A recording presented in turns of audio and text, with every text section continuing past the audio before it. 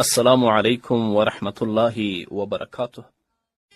سلطان محمد د کوټې نه سلامونه رالیږلي او د سلام نه یې وروسته لیکلي چې زه یوه پوښتنه لرم.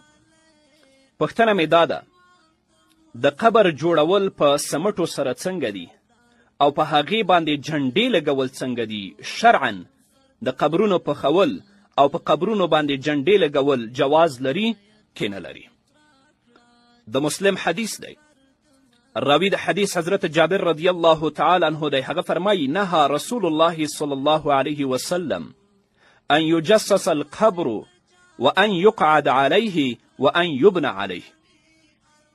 حضرت جابر رضی الله تعالی عنه فرمایي چې نبی کریم صلی الله علیه وسلم د قبر د چونه کولو نه منع کړې ده او د دې نه هم منع کړې ده چې په هغې کینی او د دې نه هم منع کړې چې په هغې باندې آبادي جوړه کړي.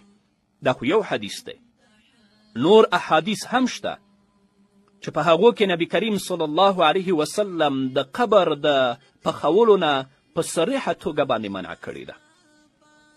دا خو لا څه کوي چې په ځینې ځایونو کې موږ وینو قبرونه پخوي او په هغې باندې بیا د قرآن کریم آیتونه لیکي چې څاروي، حیوانات، بخښنه غواړم تر سپیو پورې ځي، هلته په هغو قبرونو باندې ګندګي کوي.